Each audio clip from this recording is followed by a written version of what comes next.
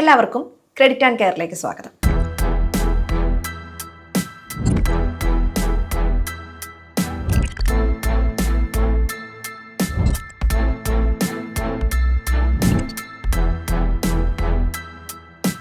കടമെന്ന് കേൾക്കുമ്പോൾ നമ്മുടെ ഉള്ളിൽ ആദ്യം ഒരു പേടി തോന്നാറില്ലേ?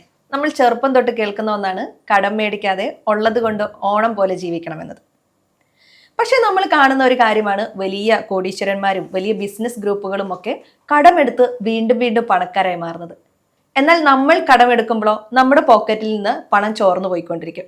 അപ്പോൾ കടങ്ങൾ തമ്മിൽ വ്യത്യാസമുണ്ടോ എന്ന് നമ്മൾ ചിന്തിക്കും. ഇന്ന് നമ്മൾ ക്രെഡിറ്റ് ആൻഡ് കെയറിൽ സംസാരിക്കുന്നത് ഈ വിഷയമാണ്. പലപ്പോഴും ഞാൻ ചിന്തിക്കുന്ന ഒരു കാര്യമാണ്, വലിയ ബിസിനസ് ഗ്രൂപ്പുകളൊക്കെ കോടികൾ കടമെടുക്കും. പക്ഷെ അപ്പം ഞാൻ വിചാരിക്കും, ഇവർക്ക് പണം ഇല്ലാത്തത് കൊണ്ടാണോ ഇവർ വീണ്ടും വീണ്ടും കടമെടുക്കുന്നത്? പക്ഷെ കടമെടുത്ത് ഇവരുടെ അവസാനമാകുമ്പത്തേനും ഇവർ വീണ്ടും പണക്കാരായി മാറുകയാണ്. എങ്ങനെയാണ് ഈ കടം എടുത്തുകൊണ്ട് പണക്കാർ വീണ്ടും വീണ്ടും പണക്കാരായി മാറുന്നത്? അത് നമുക്ക് റോബർട്ട് കിയോസ്കിയുടെ ഒരു ബുക്കുണ്ട്, റിച്ച് ഡാഡ് പുവർ ഡാഡ് എന്ന് പറയുന്ന ബുക്കുണ്ട്. വളരെ ഫേമസ് ആയ ബുക്കാണ്. അപ്പോൾ അതിലൂടെ നമുക്ക് സഞ്ചരിക്കുമ്പോൾ ഏകദേശം നമുക്ക് ഉത്തരം കിട്ടും. അപ്പോൾ നമ്മുടെ പോക്കറ്റിലേക്ക് പണം എത്തിക്കുന്ന എന്തും അസറ്റാണ്, എന്നാൽ നമ്മുടെ പോക്കറ്റിൽ നിന്ന് പണം പോകുന്ന എന്തും ലയബിലിറ്റിയാണ്. അപ്പോൾ തീർച്ചയായിട്ടും നമുക്ക് അസറ്റ് ഉണ്ടാക്കാൻ നമ്മളെ സഹായിക്കുന്ന എന്തും നല്ല ലോണുകളാണ്. അങ്ങനെയല്ലാതെ നമുക്ക് ബാധ്യതയായിട്ട് മാറുന്നത് മോശം ലോണുകളാണ്. അപ്പോൾ ലോണുകൾ നമ്മൾ തിരിച്ചറിയണം, ഏതാണ് നല്ല ലോണ് ഏതാണ് മോശം ലോണ് എന്ന് പറയുന്നത്. ഇതൊന്ന് കാര്യങ്ങൾ മനസ്സിലാവും. ഞാൻ ഒരു ഉദാഹരണ സഹിതം പറയാം. ഉദാഹരണത്തിന്, നമ്മൾ ഒരു നല്ല തിരക്കുള്ള മാർക്കറ്റിനടുത്ത് ഒരു സ്ഥലം കണ്ടെത്തി. ആ സ്ഥലവും ഒരു 3 മുറി പീടികയാണ്. അപ്പോൾ ഈ കടകളും ആ സ്ഥലവും കൂടി അവർ ചോദിക്കുന്ന വില 20 ലക്ഷമാണെന്ന് കരുതാം. അപ്പോൾ 20 ലക്ഷത്തിന് നമ്മൾ ആ പ്രോപ്പർട്ടി വാങ്ങാൻ വേണ്ടി തീരുമാനിച്ചു. പക്ഷെ നമ്മുടെ കയ്യിൽ പണമില്ല. അപ്പോൾ നമ്മൾ കണക്കൂട്ടി നോക്കിയപ്പോൾ 3 മുറികളുണ്ട്. 3 മുറികളിന് വാടകയായിട്ട് ഏകദേശം 20,000 രൂപ കിട്ടും. നമ്മൾ ബാങ്കിനെ സമീപിച്ചു. ബാങ്ക് നമുക്ക് 20 ലക്ഷം ലോൺ തരാമെന്ന് പറഞ്ഞു. നമ്മൾ ആ ലോണ് ഉപയോഗിച്ച് ആ കട വാങ്ങി. നമുക്ക് റെൻ്റായിട്ട് 20,000 രൂപ കിട്ടി. 15,000 രൂപയാണ് EMI പോകുന്നത്. EMI അടച്ചു. എല്ലാ മാസം എൻ്റെ കയ്യിൽ എന്തുണ്ട്? 5,000 ബാക്കിയുണ്ട്. ഈ ലോൺ അടച്ചു തീർക്കുമ്പോഴേക്കും ഈ പ്രോപ്പർട്ടിയുടെ വില 30 ലക്ഷമായിട്ട് മാറി. എന്നുവെച്ചാൽ 20 ലക്ഷത്തിൻ്റെ പ്രോപ്പർട്ടിയുടെ വില 30 ലക്ഷമായിട്ട് മാറി. അപ്പോൾ ഇതൊരു ഗുഡ് ലോൺ അല്ലേ? കാരണം നമ്മുടെ അസറ്റാണ്. എന്ത് ചെയ്യും? നമ്മുടെ നമുക്ക് വരുമാനം കിട്ടുന്നുണ്ട് ഒരു ഭാഗത്ത്, മറുഭാഗത്ത് നമ്മുടെ അസറ്റിന് വാല്യൂ കൂടി വരുന്നുണ്ട്. ഇവിടെ ലോൺ എടുത്തപ്പോൾ വലിയ കുഴപ്പമുണ്ടോ? നമ്മളൊന്നും അറിഞ്ഞിട്ടില്ല, ഇല്ലേ? അപ്പോൾ ഇതൊരു ഗുഡ് ലോണാണ്. അതുപോലെ തന്നെ ഒരു ഗുഡ് ലോണാണ് എഡ്യൂക്കേഷൻ ലോൺ. കാരണം നമ്മൾ നമ്മുടെ ഭാവിക്കും നമ്മുടെ ജീവിതത്തിനും വേണ്ടി നിക്ഷേപിക്കുന്നതാണ് എഡ്യൂക്കേഷൻ ലോൺ. അപ്പോൾ നമ്മൾ എഡ്യൂക്കേഷൻ ലോൺ എടുത്തു കഴിഞ്ഞാൽ അത് നല്ലൊരു വർക്കാണ് ഭാവിയിൽ ഉണ്ടാക്കാൻ പോകുന്നത്. അതിന് നമുക്ക് മെഷർ ചെയ്യാൻ പോലും പറ്റില്ല. കാരണം ആ എഡ്യൂക്കേഷൻ ലോൺ ആയിരിക്കും, ആ ക്വാളിഫിക്കേഷൻ ആയിരിക്കും നമുക്ക് നല്ലൊരു ജോലി വാങ്ങിത്തരുന്നത്, നമുക്ക് മുന്നോട്ടുള്ള ലൈഫ് സെറ്റിലാക്കുന്നത്. അപ്പോൾ അതൊരു ഗുഡ് ലോണായിട്ട് നമുക്ക് പരിഗണിക്കാം, നല്ല കടമായിട്ട് നമുക്ക് പരിഗണിക്കാം. വേറൊന്നാണ്, ഗൾഫ് പോകാൻ തീരുമാനിച്ചു. അതിനുവേണ്ടി കുറച്ച് പേപ്പർ വർക്കിനും മറ്റുമായിട്ട് നമുക്കൊരു പണം വേണമെങ്കിൽ ആ പണം ഒരു ലോണായിട്ട് എടുക്കുന്നതും തെറ്റല്ല. കാരണം എന്താ, നമ്മൾ ഈ ലോൺ എടുത്ത് അവിടേക്ക് പോയി കഴിഞ്ഞാൽ നമുക്ക് ഇവിടുത്തെ മണി വാല്യൂവിനേക്കാൾ അധികം നമുക്ക് അവിടുന്ന് ശമ്പളം കിട്ടുമല്ലോ. ആ ശമ്പളം ഉപയോഗിച്ച് ഈ ലോണ് നമുക്ക്, അപ്പോൾ നമ്മൾ അധികം പണം കിട്ടാൻ വേണ്ടി നമ്മൾ എടുക്കുന്ന ലോണാണ്. അതൊരു ഗുഡ് ലോണാണ്. അതുപോലെ നമ്മുടെ ബിസിനസ് നമുക്ക് മനസ്സിലായി, കുറച്ചുകൂടി പണം ഇറക്കി കഴിഞ്ഞാൽ അല്ലെങ്കിൽ ഒരു മെഷീൻ കൂടി ഫിറ്റ് ചെയ്ത് കഴിഞ്ഞാൽ എനിക്ക് എൻ്റെ പ്രൊഡക്ഷൻ ഇനിയും കൂട്ടാൻ പറ്റും. അങ്ങനെ കൂട്ടിക്കഴിഞ്ഞാൽ എനിക്ക് അധികം പ്രോഫിറ്റ് കിട്ടും. അങ്ങനെയാണെങ്കിൽ ഞാനൊരു ബിസിനസ് ലോൺ എടുക്കുന്നതിൽ തെറ്റില്ല. കാരണം എന്താ, അത് എൻ്റെ പ്രൊഡക്ടിവിറ്റി കൂട്ടും, എൻ്റെ റവന്യൂ കൂട്ടും, അതുകൊണ്ട് എനിക്ക് അധികം പണം കിട്ടും. അങ്ങനെ വരുമ്പോൾ ചുരുക്കി പറഞ്ഞാൽ നമ്മൾ നല്ല രീതിയിൽ ഉപയോഗിക്കുന്ന കടങ്ങളെല്ലാം നല്ല കടങ്ങൾ തന്നെയാണ്. അതുകൊണ്ട് അതിൽ നമ്മൾ മടിച്ചു നിൽക്കേണ്ട ആവശ്യമില്ല. സമ്പത്ത് സൃഷ്ടിക്കാനുള്ള ഉപകരണമായിട്ട് നമ്മൾ കടത്തെ ഉപയോഗിക്കുന്നുണ്ടെങ്കിൽ അതെല്ലാം പോസിറ്റീവ് കടങ്ങളാണ്, അല്ലെങ്കിൽ നല്ല കടങ്ങളാണ്. അപ്പോൾ നമ്മൾ തിരിച്ചറിയണം, നല്ല കടങ്ങളുമുണ്ട് മോശം കടങ്ങളുമുണ്ടെന്ന്. നമ്മൾ ഒഴിവാക്കേണ്ട മോശം കടങ്ങൾ ഏതൊക്കെയാണ്? നമ്മൾ എന്തൊക്കെ കാര്യങ്ങൾ ശ്രദ്ധിക്കണം? ഇന്ത്യയിലൊരു കണക്കനുസരിച്ച് പേഴ്സണൽ ലോണുകളും ക്രെഡിറ്റ് കാർഡ് ലോണുകളും വർദ്ധിച്ച്, അല്ലെങ്കിൽ ക്രെഡിറ്റ് കാർഡുകളുടെ എണ്ണവും കൂടി വരികയാണ്, വളരെയധികം കൂടി വരികയാണ്. അപ്പോൾ നമ്മൾ ഓരോന്നായിട്ട് നോക്കാം.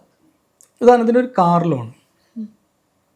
അപ്പോൾ നമ്മൾ ഒരാൾ കാറ് വാങ്ങുന്നത് അയാൾക്ക് എന്തിനൊക്കെ ആയിരിക്കും? വളരെ വേഗത്തിൽ സഞ്ചരിക്കും, വേഗത്തിൽ പോകാൻ, യാത്രാ സൗകര്യത്തിനാണ്, സുരക്ഷയ്ക്കാണ്, പിന്നെ സമയലാഭത്തിനാണ്, ചില എമർജൻസി ആവശ്യങ്ങൾക്ക് ഉപയോഗിക്കാൻ വേണ്ടിയിട്ടാണ്. അങ്ങനെ മൾട്ടി പർപ്പസിലാണ് നമ്മളൊരു കാറ് വാങ്ങാൻ തീരുമാനിക്കുന്നത്. അപ്പോൾ കാറ് വാങ്ങാൻ നമ്മൾ തീരുമാനിക്കും, നമ്മുടെ ലക്ഷ്യം അതിൻ്റെ ഉപയോഗമാണെങ്കിൽ എന്ന് വെച്ചാൽ ഈ പറഞ്ഞ കാര്യങ്ങൾ എന്ത്, നമുക്ക് ഫാമിലിക്കൊപ്പം സമയം ചിലവഴിക്കാം, നമുക്ക് സുരക്ഷിതത്തോടു കൂടി അതിവേഗം സഞ്ചരിക്കാം, അതുപോലെ നമുക്ക് വളരെ വസ്തുവിൽ കാർ ഒരു പ്രൈവസിയാണ്. ഇപ്പോൾ നമ്മൾ ഫാമിലിക്കൊപ്പം പോവുകയാണെങ്കിൽ നമുക്ക് പാട്ടൊക്കെ ഇട്ട് ഫാമിലിയുമായി സംസാരിച്ച് നമുക്ക് പോകാനുള്ളൊരു ഇതുണ്ട്. അപ്പോൾ അത് നമ്മുടെ പ്രൈവസി കൂടിയാണ്. ഈ ഒരു കംഫർട്ട്, ഈ യൂട്ടിലിറ്റിയാണ് നമ്മുടെ ലക്ഷ്യമെങ്കിൽ നമുക്കൊരു കാർ വാങ്ങണം. പക്ഷേ കാർ വാങ്ങുമ്പോൾ നമ്മൾ എന്തൊക്കെ നോക്കണം? നമ്മുടെ ആ EMI എന്ന് പറയുന്ന സാധനം ഉണ്ടല്ലോ, അത് നമ്മുടെ ബജറ്റിനുള്ളിൽ ഒതുങ്ങുന്നതായിരിക്കണം. അല്ലാതെ നമ്മൾ ഒരു സ്റ്റാറ്റസ് സിമ്പിളായിട്ട് കാർ വാങ്ങിക്കഴിഞ്ഞാൽ അത് വലിയ ബാധ്യതയായിട്ട് മാറും. കാരണം EMIയിൽ നമ്മൾ വലിയൊരു ഭാഗം എങ്ങോട്ട് പോകും? അതുപോലെ തന്നെ കാർ ആവശ്യമില്ലാത്ത ചില ആളുകളുണ്ട്. കാർ വെറുതെ വീട്ടിൽ നിർത്തിയിടും. അങ്ങനെ ആളുകൾ വെറുതെ ഒരു കാർ നിർത്തിയിടാൻ വേണ്ടി പണ്ടൊക്കെ ആനയെ വാങ്ങി തറവാട്ടിൽ കെട്ടുന്ന പോലെ ഒരു കാർ വാങ്ങി നിർത്തിയിടുന്ന അത്തരം കാറുകളും വേസ്റ്റാണ്. അപ്പോൾ നമ്മൾ തിരിച്ചറിയേണ്ടതെന്ന് വെച്ചാൽ ഒരു കാറ് ഷോറൂമിൽ നിന്ന് വാങ്ങി പുറത്തിറക്കി കഴിഞ്ഞാൽ, ആ ഗേറ്റ് കടന്നു കഴിഞ്ഞാൽ അതിന് ഡിപ്രിസിയേഷൻ സംഭവിക്കാൻ തുടങ്ങും. അത് സെക്കൻഡ് ഹാൻഡായി, ഫസ്റ്റ് ഹാൻഡ് കഴിഞ്ഞ് സെക്കൻഡ് ഹാൻഡ് ആയി കഴിഞ്ഞു, അതിന് മൂല്യം കുറഞ്ഞുകൊണ്ടേയിരിക്കും. പിന്നെ ലോൺ എടുക്കുകയാണെങ്കിലോ നമ്മൾ ആ ലോൺ എന്ന് പറയുന്നത് 9 മുതൽ 10% വരെ പലിശ കൊടുക്കണം.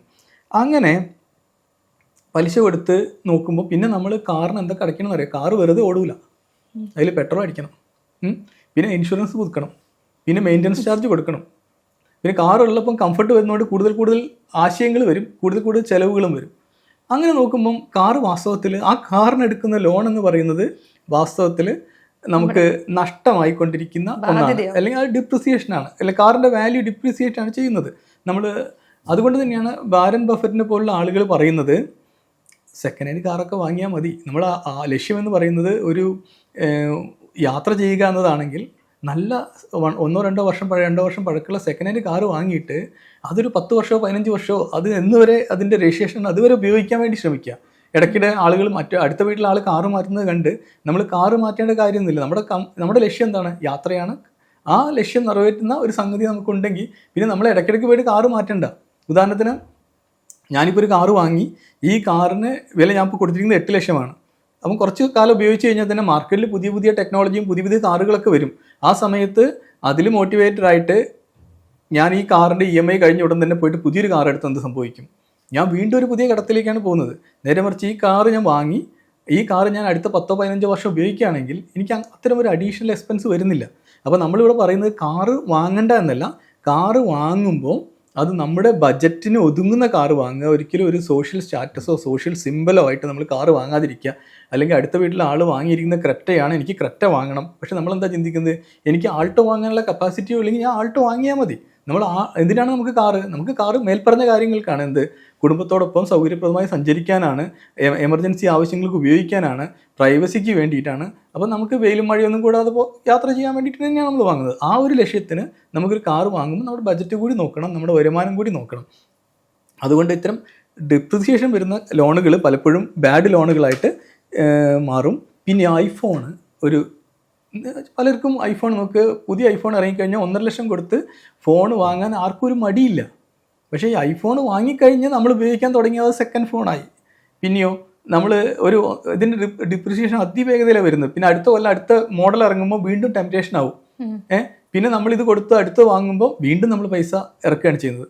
അപ്പോൾ ഇവിടെ നമുക്ക് ഐഫോൺ വേണോ, ഐഫോൺ വാങ്ങുന്നത് തെറ്റാണെന്നല്ല പറയുന്നത്. എൻ്റെ കപ്പാസിറ്റിക്ക് ഐഫോൺ വാങ്ങാൻ പറ്റുമോ? പൈസയുള്ളവർക്ക് എന്തും ചെയ്യാം, നല്ല കാറ് വാങ്ങാം, നല്ല ഫോൺ വാങ്ങാം. ഐഫോൺ അല്ല അതിന് മുകളിലുള്ള ഫോൺ ഉണ്ടെങ്കിൽ വാങ്ങാം. പക്ഷേ നമുക്ക് ഐഫോൺ വാങ്ങാനുള്ള കപ്പാസിറ്റി ഉണ്ടോ എന്ന് നോക്കിയിട്ട് വേണം വാങ്ങാൻ. അപ്പോൾ നമ്മൾ എന്ത് ചെയ്യുക? ഐഫോൺ ആ മോഡൽ ബ്ലോക്ക് ആകുന്നവരെ നമ്മൾ ആ മോഡൽ ഉപയോഗിക്കുകയാണെങ്കിൽ കുഴപ്പമില്ല. ഐഫോൺ വാങ്ങുന്നത് തെറ്റൊന്നുമല്ല. നേരെ മറിച്ച് ഓരോ കൊല്ലം ഐഫോൺ മാറുന്നതോ അല്ലെങ്കിൽ നമ്മുടെ കപ്പാസിറ്റിക്ക് അപ്പുറം ഐഫോൺ വാങ്ങുന്നതോ അതൊരു ബാഡ് ലോണാണ്. പിന്നെയോ എല്ലാവരും യൂറോപ്പിൽ ട്രിപ്പ് പോകുന്നത് കണ്ടു. അപ്പോൾ ഞാൻ എന്ത് ചെയ്ത് കണ്ടുവെച്ചാൽ ഞാൻ വിചാരിക്കുകയാണ് ഒരു 3 ലക്ഷമോ 4 ലക്ഷമോ 5 ലക്ഷമോ ലോൺ എടുത്ത് ഒരു ട്രിപ്പ് പോകുക എന്ന് പറയുന്നത് അതും ഒരു പ്രൊഡക്റ്റീവ് അല്ലാത്ത ഒരു ലോണാണ്. കാരണം എന്താ? ഇതെനിക്കൊന്നും തരുന്നില്ല, നമ്മുടെ കയ്യിൽ നിന്ന് പണം പോവുകയാണ് ചെയ്യുന്നത്. പിന്നെ ഏറ്റവും വലിയ അപകടമാണ് ക്രെഡിറ്റ് കാർഡ് ലോണുകൾ. നമ്മൾ അത്യാവശ്യം വന്നാൽ പലപ്പോഴും എടുക്കുന്ന ക്രെഡിറ്റ് കാർഡ് ലോണുകൾ 30% 40% അതിന് ഇൻട്രസ്റ്റ് വരുന്നത്. അപ്പോൾ ഇത്തരം ലോണുകളാണ് നമ്മൾ ബാഡ് ലോണുകൾ എന്ന് പറയുന്നത്. അപ്പോൾ നമ്മൾ ഒരിക്കലും കാറ് വാങ്ങരുതെന്ന് പറഞ്ഞിട്ടില്ല, ഒരിക്കലും ഐഫോൺ വാങ്ങരുതെന്ന് പറഞ്ഞിട്ടില്ല. നമ്മൾ നോക്കേണ്ടത് അത് നമ്മുടെ കപ്പാസിറ്റിക്ക് അനുസരിച്ചാണോ എന്ന് നമ്മൾ നോക്കണം. പണമുള്ളവർക്ക് അതിനനുസരിച്ച് വലിയ വലിയ കാര്യങ്ങൾ ചെയ്യാം. പണം ഇല്ലെങ്കിൽ നമ്മൾ നമ്മുടെ കപ്പാസിറ്റിക്ക് അനുസരിച്ച് വേണം കാര്യങ്ങൾ ചെയ്യാൻ. ചുരുക്കി പറഞ്ഞാൽ സാമ്പത്തിക ആരോഗ്യത്തെ തകർക്കുന്ന ലോണുകൾ, അല്ലെങ്കിൽ നമുക്ക് നമ്മുടെ പോക്കറ്റ് കാലിയാക്കുന്ന ലോണുകൾ നമുക്ക് ബാഡ് ലോണുകൾ എന്ന് പറയുന്ന കാറ്റഗറിയിൽ പെടുത്താം. സാധാരണക്കാരൻ എങ്ങനെയാണ് പ്രായോഗികമായി ഇക്കാര്യങ്ങൾ നടപ്പിലാക്കേണ്ടത്? നമ്മൾ ആദ്യമായി ചെയ്യേണ്ടത് നിലവിലെ കടങ്ങളെ വേർതിരിക്കുക എന്നാണ്. കടങ്ങളെ വേർതിരിക്കുക എന്ന് പറഞ്ഞാൽ അതിലെന്തൊക്കെ ഉണ്ടായിരിക്കും? നമ്മളതിൽ home loan, personal loan, education loan, credit card loan, ഇതിനൊക്കെ വേർതിരിക്കണം. ഇതിനൊക്കെ വേർതിരിച്ചിട്ട് നമ്മൾക്ക് അറിയാമല്ലോ ഇപ്പോൾ ഇതിൽ ഏതാണ് ഗുഡ് ലോണ് ഏതാണ് ബാഡ് ലോൺ എന്ന് പറയാം. അപ്പം ഗുഡ് ലോണും ബാഡ് ലോണും നമ്മൾ തിരിച്ചറിയണം. പിന്നെയോ നമ്മൾ ലോൺ എടുക്കുമ്പോൾ എപ്പോഴും ശ്രദ്ധിക്കേണ്ടത് ഈ ലോണ് ഏതെങ്കിലും രീതിയിലേക്ക് പ്രൊഡക്റ്റീവ് ആവുമോ എന്ന് ചിന്തിക്കണം. നമ്മുടെ കയ്യിൽ നിന്ന് അങ്ങോട്ട് പണം പോകുമെന്ന് നമ്മൾ എപ്പോഴും ആലോചിക്കണം. പിന്നെ നമ്മുടെ പ്രയോറിറ്റി തീരുമാനിക്കണം. ഏത് ലോണാണ് ആദ്യം അടച്ചു തീർക്കേണ്ടത്? പലിശ നിരക്ക് കൂടിയ ക്രെഡിറ്റ് കാർഡ് ലോണുകളും പേഴ്സണൽ ലോണുകളും നമ്മൾ ആദ്യം അടച്ചു തീർക്കണം. പിന്നെ ഉദാഹരണത്തിന് ബാങ്കിലൊക്കെ ഇഷ്ടംപോലെ കടമുള്ള ഒരാൾ, നമ്മൾ കഴിഞ്ഞ പ്രാവശ്യം പറഞ്ഞ വീഡിയോയിൽ സമ്പാദിക്കുക എന്ന് കേട്ടിട്ട് അയാൾ 5,000 രൂപ അല്ലെങ്കിൽ 10,000 രൂപ സമ്പാദിക്കുന്നതിനേക്കാൾ നല്ലത് അയാൾ ആ കിട്ടുന്ന അഡീഷണൽ ബാക്കിയാവുന്ന പൈസയിൽ 7,000 8,000 കടത്തിലേക്കും 2,000 എമർജൻസി ഫണ്ടിലേക്കും മാറ്റി വയ്ക്കുന്നതാണ് നല്ലത്. കടം വീട്ടുന്നതും നല്ലൊരു സേവിങ്സ് ആണ്. കാരണം നമ്മുടെ ഭാവി ഭദ്രമാക്കാൻ ഈ കടം എത്രയും വേഗം വീട്ടുന്നത് ആണ് നല്ലത്. അപ്പോൾ നമ്മൾ എന്ത് ചെയ്യുക, ഈ കുറേ കടമുള്ള ആളുകൾ എന്ത് ചെയ്യുക, സേവ് ചെയ്യുന്നതിനേക്കാൾ അയാൾക്ക് എളുപ്പത്തിൽ അയാൾക്ക് ചെയ്യാൻ പറ്റുന്ന കാര്യം എന്താ, ഈ കടം പെട്ടെന്ന് വീട്ടുകയും എമർജൻസി ഫണ്ട് കാത്തു സൂക്ഷിക്കാൻ ഏറ്റവും നല്ല മാർഗ്ഗം. അങ്ങനെ ചെയ്തു കഴിഞ്ഞാൽ നമ്മൾ കടം പെട്ടെന്ന് വീടിയിട്ട് നമുക്ക് കൂടുതൽ സമ്പാദിക്കാൻ പറ്റും. അല്ലെങ്കിൽ ഈ കടം ഒരിക്കലും വീടില്ല, കടം ഇങ്ങനെ നീണ്ടു പോകും, പുതിയ കടങ്ങൾ വരും, വീണ്ടും എക്സ്റ്റെൻഡ് ചെയ്ത് പോകും. ഇപ്പോൾ ഐഫോൺ എടുക്കുന്ന ഒരാൾ iPhone 14 EMIക്ക് എടുക്കുന്നു. iPhone 14 EMIക്ക് എടുത്ത അയാൾ അത് വീട്ടിൽ വരുമ്പോഴേക്കും 15 ഇറങ്ങിയിട്ടുണ്ടാവും, അല്ലെങ്കിൽ 16 ഇറങ്ങിയിട്ടുണ്ടാവും. അയാൾ 16 എടുക്കുന്നു, പിന്നെ 17 എടുക്കുന്നു. ഇതിങ്ങനെ പോയിക്കൊണ്ടേയിരിക്കുകയാണ്. വാസ്തവത്തിൽ ആ 14 അയാൾക്ക് വേണമെങ്കിൽ 4-5 വർഷം ഉപയോഗിക്കുക, ഒരു കുഴപ്പമില്ല. അയാൾക്ക് ഫോൺ എന്ന് പറയുന്ന പർപ്പസിനാണ് ഉപയോഗിക്കുക. എന്നതിനെ കുറിച്ച് അയാൾ ഒരു വീഡിയോ എടുക്കുന്ന ആളാണെന്ന് കരുതിക്കും.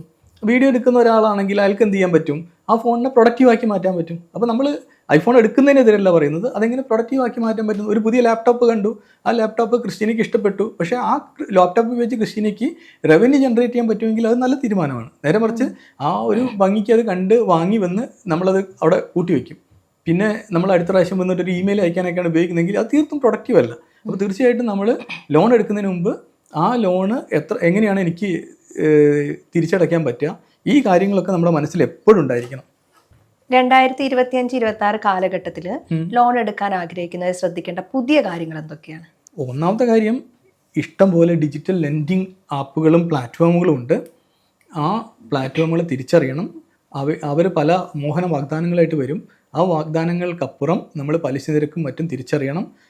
ബേസിക് ക്വസ്റ്റ്യൻ എന്താണ്, ഈ ലോൺ എടുത്താൽ എൻ്റെ പോക്കറ്റിൽ നിന്ന് പൈസ പോകുമോ, എൻ്റെ പോക്കറ്റിലേക്ക് പൈസ വരുമോ, ഈ ചോദ്യമാണ് ആദ്യം നോക്കേണ്ടത്. പോക്കറ്റിലേക്ക് പൈസ വരുമെങ്കിൽ ഇറ്റ്സ് ഓക്കെ. പോക്കറ്റിൽ നിന്ന് പൈസ പോവുകയാണെങ്കിൽ എങ്ങനെ ആ പൈസ പോകുന്നത് മാക്സിമം കുറയ്ക്കാൻ പറ്റുമെന്ന് നമ്മൾ എപ്പോഴും ആലോചിച്ചുകൊണ്ടിരിക്കണം. അല്ലെങ്കിൽ എല്ലാ കാലവും നമ്മുടെ എന്താണ് ആ പൈസ പോയിക്കൊണ്ടേയിരിക്കും. പണം കടം വാങ്ങുന്നത് വാസ്തവത്തിൽ ഒരു ആയുധം ഉപയോഗിക്കുന്ന പോലെയാണ്. ആയുധം ഉപയോഗിച്ച് എന്ത് നടക്കും, ഉപയോഗിക്കാൻ അറിയുന്നവൻ ഉപയോഗിക്കുമ്പോൾ അവന് പരിക്കൊന്നും പറ്റില്ല. ഉപയോഗിക്കാൻ അറിയാത്തവൻ ഉപയോഗിച്ചാൽ എന്ത് ചെയ്യും, അവന് പരിക്ക് പറ്റും. ഉറുമിയൊക്കെ എടുത്തൊന്ന് വെറുതെ ഒന്ന് വീശി നോക്കണ്ടേ, നമുക്ക് ഉറുമി വീശാൻ അറിയുന്നവനെ കൃത്യമായിട്ട് വീശിയിട്ട് എന്ത് ചെയ്യും, നമ്മളെ കാണിക്കും. നമ്മൾ വീശിയാൽ എന്ത് ചെയ്യും, നമുക്ക് അവിടെ ഇവിടെയൊക്കെ വരെയൊക്കെ വീഴും. അപ്പോൾ ലോണും അതുപോലെ തന്നെയാണ്. ലോൺ എന്ന് പറയുന്നത് ഒരു നല്ല ടൂളാണ്. ആ ടൂളിനെ നമ്മൾ എന്ത് ചെയ്യണം, ഫലപ്രദമായിട്ട് ഉപയോഗിക്കണം. വളരെ സിമ്പിൾ ലോജിക്കാണ്. ഈ ലോൺ എടുക്കുന്നതുകൊണ്ട് എനിക്ക് ഈ ലോൺ തിരിച്ചടയ്ക്കാനുള്ള മാർഗ്ഗമുണ്ടോ, അല്ലെങ്കിൽ എനിക്ക് തിരിച്ചടയ്ക്കാൻ പറ്റുമോ എന്ന് നമ്മൾ ചിന്തിക്കുന്നിടത്ത് എല്ലാം തീരും. നേരെ മറിച്ച് ലോണാണ് കിട്ടുന്നതെന്ന് കരുതി പോയിട്ട് ചാടി കയറിയിട്ട് ഒരു പുതിയ ഫോണോ പുതിയ കാറോ വാങ്ങുന്നതിനേക്കാളും നല്ലത് ഇത് എത്രമാത്രം പ്രൊഡക്റ്റീവാണ്, ഇനി ഇതിന് എനിക്ക് തിരിച്ചടയ്ക്കാൻ യാതൊരു മാർഗ്ഗവും ഇല്ലെങ്കിൽ. എസ്പെഷ്യലി കാറൊക്കെ വാങ്ങുമ്പോൾ നമ്മൾ വളരെയധികം ശ്രദ്ധിക്കണം. കാരണം കാറ് ഇപ്പോൾ എനിക്കിഷ്ടം എന്ന് പറയുന്നത് 25 ലക്ഷത്തിൻ്റെ കാറാണെന്ന് കരുതിയിട്ട് അതിനുവേണ്ടി ഞാൻ EMI 35,000 40,000 അടയ്ക്കുമ്പോൾ ആ EMI എന്ന് പറയുന്നത്, അല്ലെങ്കിൽ നമ്മുടെ ടോട്ടൽ EMI എന്ന് പറയുന്നത് ഒരിക്കലും എന്ത് കിടക്കരുത്, 30-40% ഇടയിലേക്ക് അപ്പുറത്തേക്ക് പോകരുത്. ഈ ടോട്ടൽ EMI എന്ന് പറഞ്ഞു കഴിഞ്ഞാൽ അതിൽ പേഴ്സണൽ ലോണും ക്രെഡിറ്റ് കാർഡ് ലോണും എല്ലാം പെടും. അപ്പോൾ നമ്മൾ ശ്രദ്ധിക്കേണ്ട ഏറ്റവും വലിയ കാര്യം എന്ന് പറയുന്നത് നമ്മുടെ ടോട്ടൽ ലോൺ എന്ന് പറയുന്നത് 30-40% ആയിരിക്കണം. എന്ന് വെച്ചാൽ 10,000 രൂപ സാലറി ഉള്ള ഒരാൾക്ക് എത്ര പറ്റും, 3,000-4,000 ഇടയിൽ മാത്രമേ EMI പറ്റൂ. അപ്പോൾ നമ്മൾ അതിന് അപ്പുറത്തേക്ക് പോകാതിരിക്കാൻ വേണ്ടി നോക്കുക എന്ന് പറയുന്ന ഒരു തീരുമാനം നമുക്ക് പുതിയ സാമ്പത്തിക വർഷത്തിൽ എടുക്കാം. പിന്നെ സിബിൽ സ്കോർ എപ്പോഴും ഒരു 750 മുകളിൽ നിർത്തുക. 700 മുകളിൽ സേഫാണ്, പക്ഷേ 750 മുകളിൽ നിർത്താൻ വേണ്ടി നമ്മൾ ബോധപൂർവ്വം ശ്രമിച്ചുകൊണ്ടേ ഇരിക്കുക. അപ്പോൾ അത് ഒരു ഘടകമാണ്. പിന്നെയോ RBI പലിശ നിരക്കിൽ കാലാകാലങ്ങളിൽ മാറ്റം വരുത്താറുണ്ട്. അപ്പോൾ നമ്മൾ എന്ത് ചെയ്യണം, നമ്മുടെ ലോൺ ഇപ്പോൾ ഹോം ലോൺ ആണെങ്കിൽ ഹോം ലോണിൽ പലിശ നിരക്കിൽ മാറ്റം വന്നോ നമ്മൾ പോയി നോക്കണം. അവരൊരിക്കലും ചിലരൊന്നും ഓട്ടോമാറ്റിക്കായിട്ട് എന്ത് ചെയ്യില്ല, ഈ പലിശ നിരക്ക് കുറയ്ക്കില്ല. ഹോം ലോൺ എടുക്കുന്നത് പ്രത്യേകിച്ചും ബാങ്ക് പലപ്പോൾ ഓട്ടോമാറ്റിക് കുറയ്ക്കണമെന്ന് റിസർവ് ബാങ്ക് പറയുന്നുണ്ടെങ്കിൽ പോലും അവർ പറയും നിങ്ങൾ ഒരു ചെറിയ എമൗണ്ട് അടയ്ക്കണം, അങ്ങനെ ചെയ്യണം, ഇങ്ങനെ ചെയ്യണം, അല്ലെങ്കിൽ നിങ്ങൾ റിക്വസ്റ്റ് തരണം എന്നൊക്കെ പറയും. ഇപ്പോൾ കഴിഞ്ഞ ദിവസം പോലും HDFC പോയിട്ട്, ആ ബ്രാൻഡിൻ്റെ പേര് പറയുന്നുണ്ടെങ്കിലും HDFC പോയിട്ട് നമ്മളൊരു ലോണിൻ്റെ പലിശ നിരക്കിൽ മാറ്റം വരുത്താമെന്ന് പറഞ്ഞപ്പോൾ അവർ ഇങ്ങോട്ട് ആദ്യം പറഞ്ഞാൽ തരാം, നിങ്ങളൊരു ഇമെയിൽ അയക്കും എന്ന് വെച്ചാൽ നമ്മൾ ആ ഇമെയിൽ കിട്ടിയാൽ മാത്രമേ അവർ താഴ്ത്തുന്നാണ് പറയുന്നത്. അപ്പോൾ ഇമെയിൽ ചിലപ്പോൾ ആ ഒരു ഇരിക്കുന്ന എക്സിക്യൂട്ടീവിൻ്റെ ലോജിക് ആയിരിക്കാം, എങ്കിലും ആ ഓട്ടോമാറ്റിക്കായിട്ട് മാറേണ്ട. വാസ്തവത്തിൽ പലിശ നിരക്ക് കുറഞ്ഞു, ഈ എല്ലാ ലോണിൻ്റെയും പലിശ നിരക്ക് കുറയ്ക്കേണ്ടത്, അത് നടക്കുന്നില്ല, നമ്മളോട് മെയിൽ അയക്കാനാണ് പറയുന്നത്. അപ്പോൾ അങ്ങനെയുള്ള അവസ്ഥകളുണ്ട്. പിന്നെ നമ്മൾ നമ്മുടെ എല്ലാ ലോണിനെയും നമ്മൾ ലിസ്റ്റ് ആക്കിയല്ലോ, എന്നിട്ട് അതിനെ നമ്മൾ റീവിസിറ്റ് ചെയ്ത് നോക്കണം. എന്ന് വെച്ചാൽ ചില സമയത്ത് നോക്ക്, ഒരു 10 ലക്ഷം ലോൺ എടുത്ത ഒരാൾ, ഈ 10 ലക്ഷം ലോൺ എടുത്തു കഴിഞ്ഞാൽ നമ്മൾ ഒരു 20 വർഷത്തേക്കാണെങ്കിൽ നമ്മൾ വെറുതെ അപ്രോക്സിമേറ്റ്ലി നമ്മൾ പറയാം, ഉദാഹരണത്തിന് വേണ്ടി പറയണം, 9,000 രൂപയാണ് EMI എന്ന് കരുതുക. ഒരു EMI നമ്മൾ എല്ലാ വർഷവും അടച്ചു പോവുകയാണെങ്കിൽ നമുക്ക് ഒരു EMIക്ക് ഏകദേശം 5-6 മാസം നമുക്ക് കുറയ്ക്കാൻ പറ്റും ടെനറിൽ. ഇപ്പോൾ 20 വർഷത്തിൽ നമ്മൾ ഒറ്റ EMI 9,000 അധികം അടച്ചാൽ 5-6 മാസം നമുക്ക് 5 മാസമെങ്കിലും ഏറ്റവും കുറവ് നമുക്ക് കുറയ്ക്കാൻ പറ്റും. അപ്പം ബാക്കിൽ നിന്ന് ഇങ്ങനെ കട്ട് ചെയ്ത് വരാം. ഇനി ഒരു ബോണസോ മറ്റോ കിട്ടി 1 ലക്ഷം രൂപ അടയ്ക്കുകയാണെങ്കിൽ നമുക്ക് ഏകദേശം എന്ത് ചെയ്യാം, ഒരു 6-7 കൊല്ലം തന്നെ കുറയ്ക്കാൻ പറ്റും ഒറ്റ 1 ലക്ഷം അടച്ചാൽ. അപ്പോൾ എന്താ സംഭവിക്കുന്നത് വെച്ചാൽ, ലോൺ എപ്പോഴും ആദ്യത്തെ EMIക്ക് എന്ന് പറഞ്ഞാൽ പലിശയായിരിക്കും 90%, ബാക്കി മാത്രമേ മുതലിലേക്ക് പോകും. 90-95% പലിശയായിരിക്കും, ബാക്കി മാത്രമേ മുതലിലേക്ക് പോകുന്നുള്ളൂ. അപ്പോൾ നമ്മൾ അതിൽ ഒരു അഡീഷണൽ പേയ്മെൻറ്റ് അടയ്ക്കുമ്പോൾ അത് മുതലിലേക്ക് നേരിട്ട് പോകുന്നതുകൊണ്ട് പെട്ടെന്ന് എന്ത് ചെയ്യും, പലിശ നിരക്കിൽ വ്യത്യാസം വരും. അങ്ങനെയാണെങ്കിൽ 10 ലക്ഷം ലോണൊക്കെ നമുക്ക് 1 ലക്ഷം വീതം എല്ലാ കൊല്ലം അടയ്ക്കുകയാണെങ്കിൽ 5-6 വർഷം കൊണ്ട് ലോണേ തീരും, 20 വർഷം ഒന്നും കാത്തിരിക്കണ്ട. അപ്പോൾ ആ രീതിയിൽ നമുക്ക് എന്ത് ചെയ്യാൻ പറ്റും, ഒരു തീരുമാനം പുതുവർഷത്തിൽ എടുക്കാൻ പറ്റും. ഞാൻ എൻ്റെ ഹോം ലോണിലേക്ക് ഒരു EMI അഡീഷണൽ അടയ്ക്കും, അല്ലെങ്കിൽ ഞാൻ എൻ്റെ പേഴ്സണൽ ലോണിലേക്ക്, അത് സമ്മതിക്കുമെന്ന് എനിക്ക് അറിഞ്ഞില്ല, അങ്ങനെയാണെങ്കിൽ ആ ലോണിലേക്ക് ഒരു EMI അധികം അടയ്ക്കും. ഈ ഇത്തരം ലോൺ ചില ലോണുകൾ സമ്മതിക്കില്ല, പക്ഷേ ഹോം ലോണൊക്കെ എന്തായാലും സമ്മതിക്കും. അതിൽ നമ്മൾ അടയ്ക്കുകയാണെങ്കിൽ നമുക്ക് അത്രയും മാസം കുറഞ്ഞ് കിട്ടും. അപ്പോൾ ആ രീതിയിലൊക്കെ നമുക്ക് എന്ത് ചെയ്യാം, പുതുവർഷത്തിൽ പ്ലാൻ ചെയ്യാം. അപ്പോൾ ചുരുക്കി പറഞ്ഞാൽ പുതുവർഷത്തിൽ ആകെ ചെയ്യേണ്ടത് നമ്മുടെ ലോണിനെ മുഴുവൻ നമ്മളൊന്ന് ലിസ്റ്റാക്കി വെക്കണം. ഇതിൽ ഏത് ലോണാണ് ഗുഡ് ലോൺ, ഏത് ലോണാണ് ബാഡ് ലോൺ എന്ന് തിരിച്ചറിയണം. അതിൽ ഏറ്റവും പലിശ നിരക്ക് കൂടിയ ലോണുകൾ എത്രയും വേഗം ക്ലോസ് ചെയ്യാൻ വേണ്ടി നമ്മളൊരു ആക്ഷൻ പ്ലാൻ തയ്യാറാക്കണം. പിന്നെ നമ്മൾ പറഞ്ഞിരിക്കുന്നത് പലിശ നിരക്കിൽ മാറ്റം വന്നിട്ടുണ്ടായിരിക്കും. കഴിഞ്ഞ കൊല്ലം ഏകദേശം 1.5% കുറവ് വന്നിട്ടുണ്ട്. ഈ കുറവുകളൊക്കെ നമുക്ക് റിഫ്ലക്റ്റ് ചെയ്ത് നോക്കണം. റിഫ്ലക്റ്റ് ചെയ്തിട്ടില്ലെങ്കിൽ ബാങ്കുമായി ബന്ധപ്പെട്ട് അത് കുറയ്ക്കാൻ വേണ്ടി നോക്കണം. പിന്നെ ടെനർ കുറയ്ക്കാൻ വേണ്ടി നമ്മൾ എന്ത് ചെയ്യണം, EMIയിലേക്ക് ഒരു കോൺട്രിബ്യൂഷൻ കൂടി ചെയ്യാൻ പറ്റുമോ, അത്തരം കാര്യങ്ങളൊക്കെ നോക്കി ലോൺ എത്രയും വേഗം കുറച്ച് കൊണ്ടുവരാം. ഏത് തരം ലോണ്, പ്രൊഡക്റ്റീവ് അല്ലാത്ത ലോണുകൾ എത്രയും വേഗം കുറച്ച് കൊണ്ടുവരാൻ വേണ്ടി നമ്മൾ ശ്രദ്ധിക്കണം. പ്രൊഡക്റ്റീവായ ലോണുകൾ അല്ലെങ്കിൽ ഗുഡ് ലോണുകൾ നമുക്ക് എപ്പോഴും റിസ്ക് ഇല്ല, തലവേദനയില്ല. അപ്പോൾ ലോൺ എടുക്കുന്നത് ഒരു കുറ്റമല്ല. ലോൺ എടുത്തും നമുക്ക് പൈസക്കാരാകും. ഈ ബിസിനസ്സുകാരൊക്കെ എന്താ ചെയ്യുന്നത്, അവർ ബാങ്കിൽ നിന്ന് കടം വാങ്ങുന്നു, അത് ബിസിനസ്സിൽ ഇറക്കുന്നു, ബിസിനസ്സിൽ നിന്ന് പ്രോഫിറ്റ് കിട്ടുന്നു. അവരെ സംബന്ധിച്ചിടത്തോളം ചിലപ്പോൾ അവരൊന്നും അറിയുന്നുണ്ടാവില്ല. കാരണം എന്താ, ബാങ്കാണ് പണം കൊടുക്കുന്നത്, ബിസിനസ്സിൽ ഇറക്കുന്നു, പ്രോഫിറ്റ് കിട്ടുന്നു, ബാങ്കിൽ ലോൺ അടയ്ക്കപ്പെടുന്നു. അപ്പോൾ സ്വാഭാവികമായിട്ട് എന്താണ്, ബാങ്ക് ഇത്രയും വലിയ സ്ഥാപനങ്ങളായതുകൊണ്ട് തന്നെ ബാങ്കിന് ഭയങ്കര വിശ്വാസമുണ്ട്, അതുകൊണ്ട് നടക്കുന്നു. അപ്പം ഗുഡ് ലോൺ എപ്പോഴും നല്ലതാണ്. ഗുഡ് ലോൺ ഉപയോഗിച്ച് നമുക്ക് വേണമെങ്കിൽ വളരാം. അത്രയേ ഉള്ളൂ. കടമെടുക്കുന്നതിന് മുൻപ് നമ്മൾ മനസ്സിലാക്കേണ്ട ഒരു കാര്യമുണ്ടെന്ന് ഈ വീഡിയോയിൽ നിന്ന് മനസ്സിലായില്ലേ? അതായത് നമ്മുടെ പോക്കറ്റിലേക്ക് പണം കൊണ്ടുവരുന്ന കടമുണ്ട്, നമ്മുടെ പോക്കറ്റിൽ നിന്ന് പണം കളയുന്ന കടവുമുണ്ട്. അപ്പോൾ ലോൺ എടുക്കുന്നതിന് മുമ്പ് നമ്മൾ ടെൻഷൻ ആവുകയല്ല ചെയ്യേണ്ടത്. നമ്മൾ നമ്മുടെ എടുക്കുന്ന ലോണിനെ എങ്ങനെ കൈകാര്യം ചെയ്യുന്നു എന്നതാണ് ഏറ്റവും പ്രധാനപ്പെട്ട കാര്യം. നമുക്ക് സമ്പാദ്യം വളരാൻ കടം സഹായിക്കുന്നുണ്ടെങ്കിൽ അത് നല്ലത് തന്നെയാണെന്നാണ് മനസ്സിലാക്കേണ്ടത്. ലോൺ എടുക്കുന്നതിന് മുൻപ് ഇത് എത്രത്തോളം എനിക്ക് സഹായകരമാണ് എന്ന് നമ്മൾ ചിന്തിക്കണം. അതുപോലെ തന്നെ കടത്തെയും പണത്തെയും ബഹുമാനിച്ച് മുന്നോട്ട് പോയാൽ നമുക്ക് സമ്പാദ്യശീലം വളർത്താൻ വേണ്ടി സാധിക്കും. ഈ വീഡിയോ നിങ്ങൾക്ക് ഇഷ്ടമായെങ്കിൽ സുഹൃത്തുക്കൾക്കൊക്കെ ഷെയർ ചെയ്യുക. നമ്മുടെ ചാനൽ സബ്സ്ക്രൈബ് ചെയ്യാനും ലൈക്ക് ചെയ്യാനും മറക്കരുത്.